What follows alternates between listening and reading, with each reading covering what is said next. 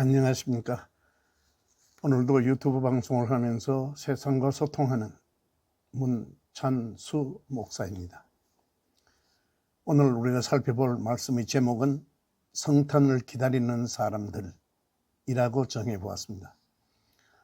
살펴볼 성경 본문은 요한복음 20장 1절에서 10절까지 내용입니다. 말씀에 앞서서 우선 공지사항 하나 말씀드리고 시작하겠습니다. 다음 주간에 성탄절이 있죠. 연말에 모든 가정들이 바쁩니다. 그 바쁜 중에 제 유튜브 설교까지 들어달라 하기가 미안하군요. 그래서 오늘 유튜브 방송으로 금년도 유튜브 방송은 끝을 맺을까 합니다. 2025년 새해 1월에 다시 시작하겠습니다. 참 재미없는 설교지만 한 해 동안 들어주신 구독자 여러분들께 진심으로 감사드립니다. 오늘 말씀의 제목이 성탄을 기다리는 사람들이라고 정해보았는데, 우리가 12월이 되면은 가장 먼저 생각나는 것이 성탄절이지요. 심지어 믿지 않는 사람들조차도 11월 말쯤 되면은 벌써 그 성탄절 분위기를 내기 시작합니다. 이 성탄절이 무엇일까? 성탄절을 맞으면서 성탄절의 진정한 의미가 무엇일까를 오늘 같이 한번 생각해 보려고 합니다.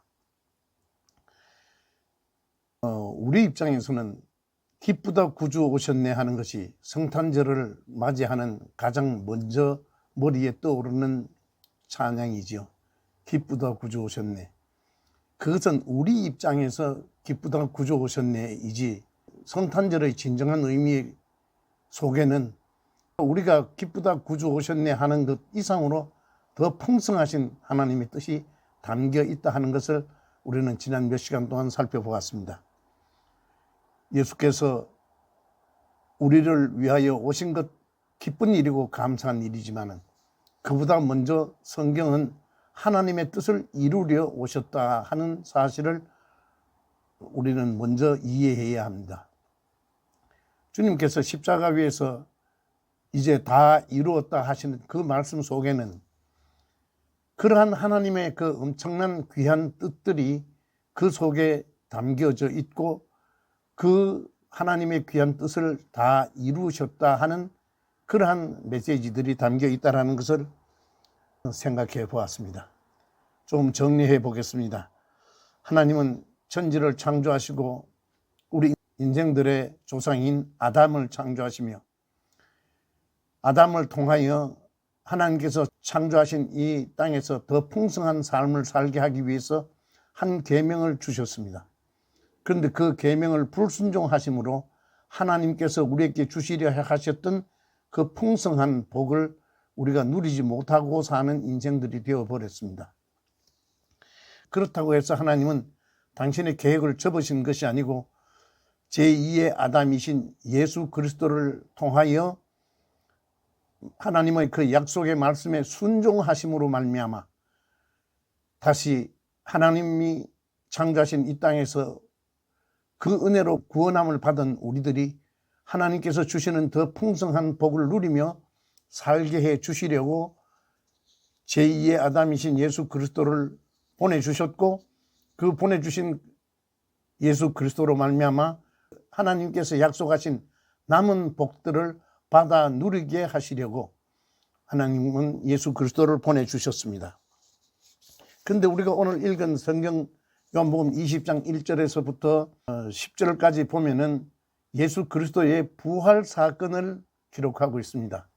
막달라 마리아를 비롯한 그 몇 명의 여인들이 향품을 가지고 예수님의 무덤을 찾습니다.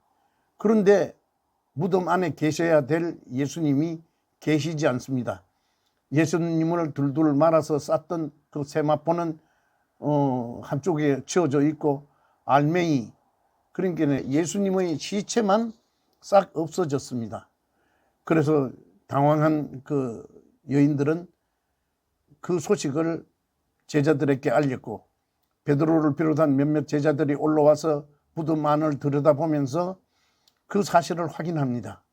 그런데 여기에서 성경이 왜 이러한 일들을 기록하고 있을까를 생각해 봐야 합니다. 없어진 예수님의 시신을 보면서 평소에 예수님께서 어떻게 말씀하셨습니까? 3일 후에 부활하실 것이라는 말씀을 해 주셨음에도 불구하고 그 여인들이나 제자들 어느 누구도 예수님의 부활에 대해서는 생각도 못하고 있습니다. 어디 그뿐입니까? 마가의 다락방에 부활하신 주님께서 나타나셔서 못 박히신 손과 창에 찔리신 옆구리를 보여주셨음에도 불구하고 요한복음 21장에 보면 베드로를 비롯한 그들이 나는 물고기 잡으러 간다 하고 다 갈릴리로 떠나가 버렸습니다. 갈릴리로 물고기 잡으러 간 것이 잘못된 일이 아니지만 평상의 일로 돌아갔다라는 것을 보면서 정말로 이럴 수 있을까 하는 생각이 듭니다.